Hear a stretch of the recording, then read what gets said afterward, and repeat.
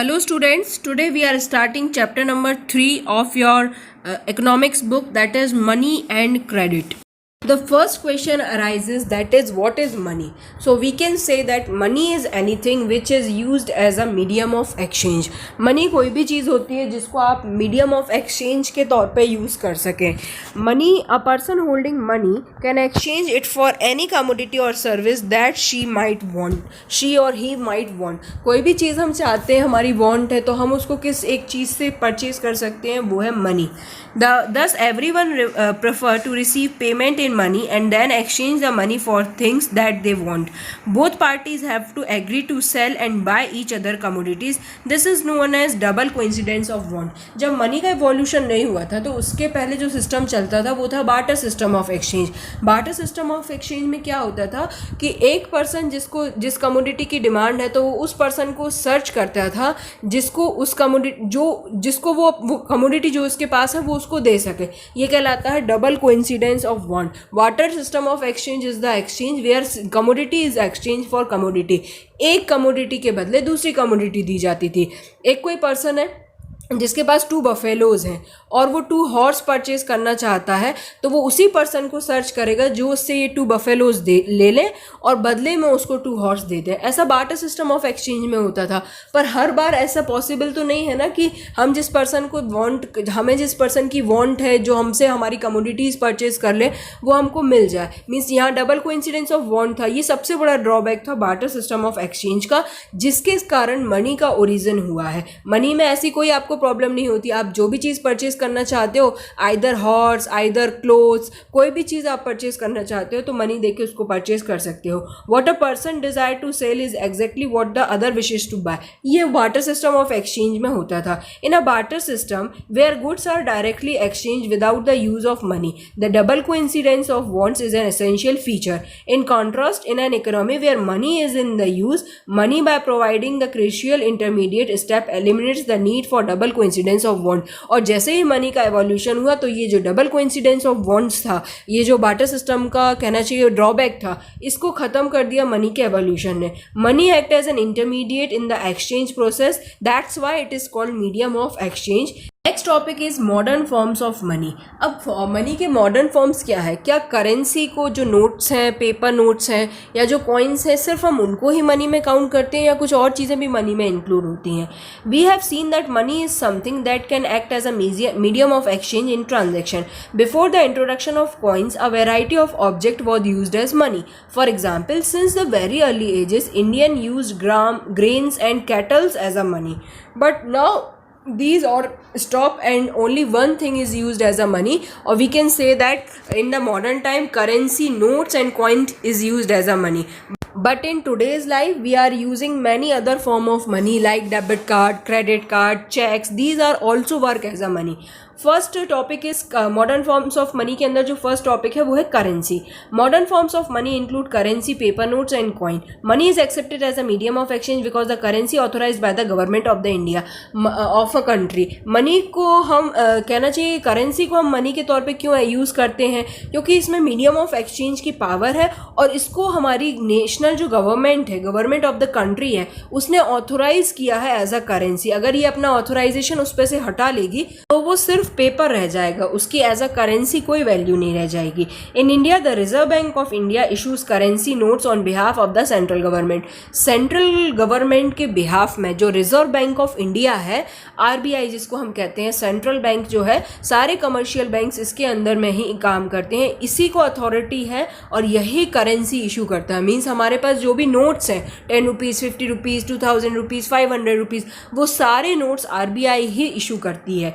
As पर Indian law, no other individual or organization is allowed to issue currency.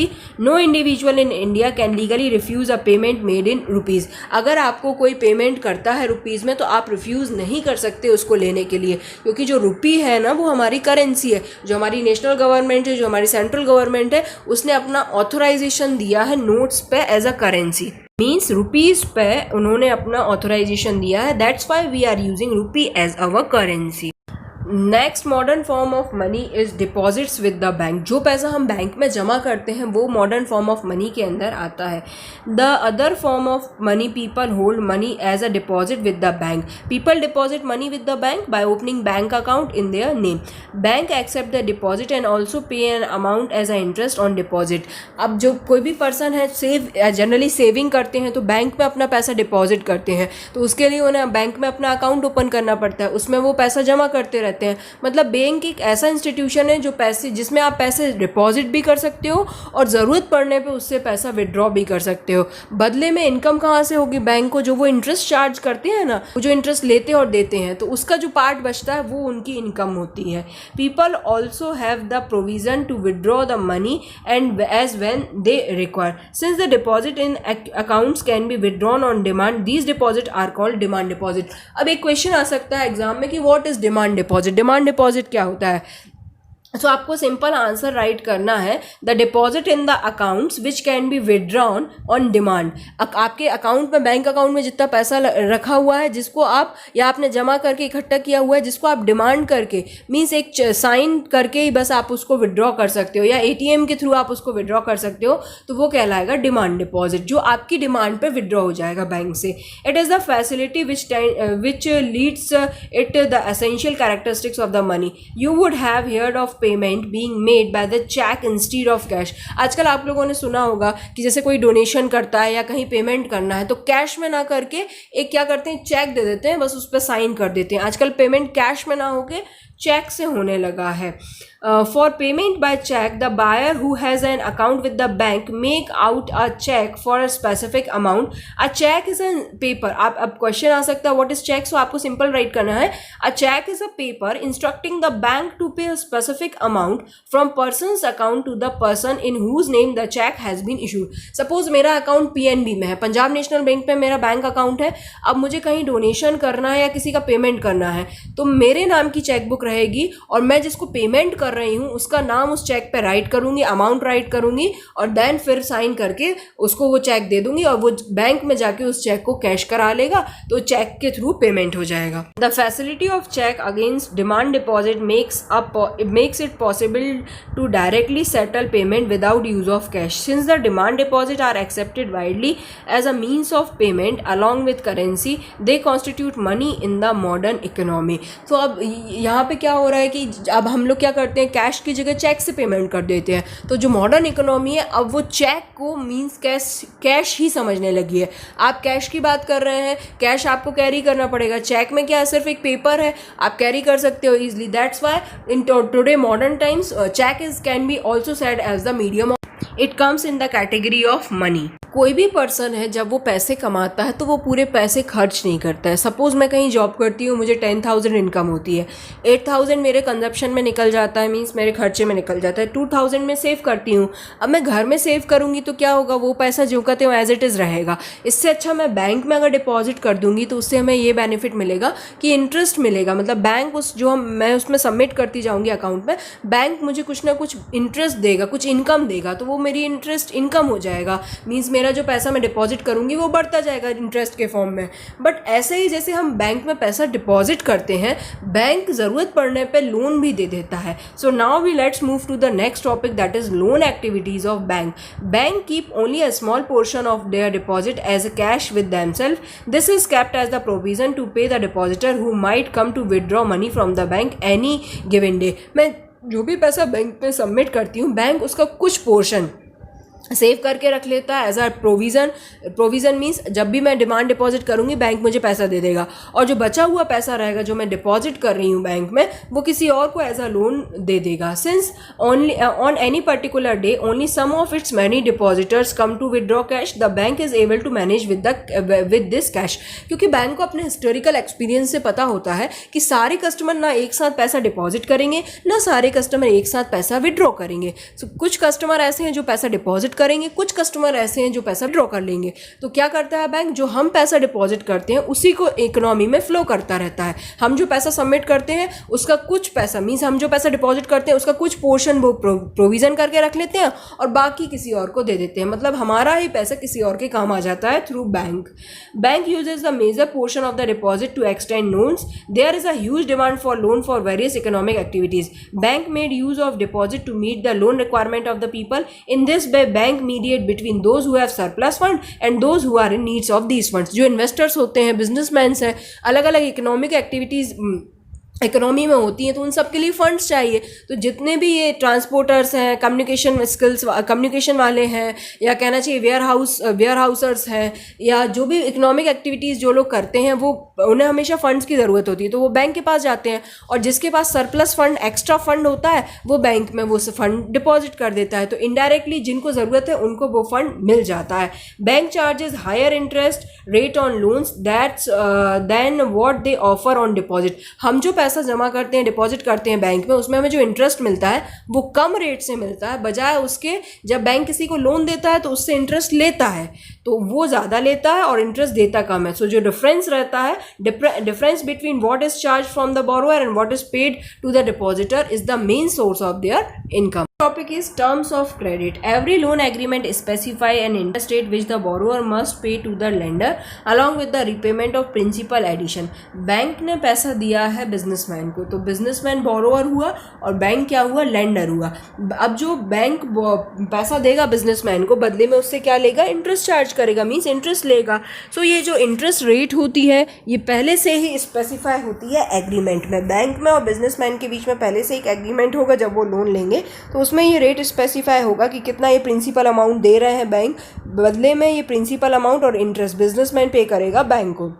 Collateral is an asset that the borrower own and uses this as a guarantee to the lender until the loan is repaid. अब जो borrower होता है वो कुछ ना कुछ asset, as संपत्ति जो होती है, जैसे घर के पेपर्स हैं या शॉप के पेपर्स हैं, तो उनको एज अपनी कोई भी संपत्ति को लेंडर के पास गिरवी रखेगा इन द सेंस कोलेट्रल के तौर पे, कि अगर हम ये लोन का अमाउंट रीपे नहीं कर पाए तो हमारी एसेट सील करके वो पैसा रिकवर कर लिया जाएगा. The interest rate, collateral and documentation requirement and the mode of repayment together comprise what is called the terms of credit. ये पूरी जो डॉक्यूमेंटेशन का वर्क है, ये जो मोड ऑफ रीपेमेंट है, इस सबको हम क्या बोलते हैं, terms of credit. Next topic that is formal sector credit in India. We have seen that people obtains loan from various sources. हम देखते हैं कि कई बैंक्स हैं, कुछ प्राइवेट बैंक हैं, कुछ गवर्नमेंट बैंक हैं, और जो बिजनेसमैन को जैसी रिक्वायरमेंट होती है वो वैसा लोन लेते हैं इन बैंक्स से.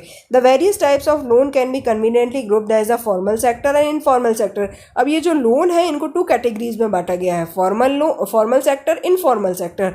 फॉर्मल सेक्टर में वो सारे लोन्स आते हैं जो बैंक से लिए जाते हैं या कोऑपरेटिव से लिए जाते हैं, पर इनफॉर्मल लैंडर्स या इनफॉर्मल सेक्टर में वो सारे लोन आते हैं जो money lenders, traders, employers, relative, friends, इन सब से लिए जाते हैं.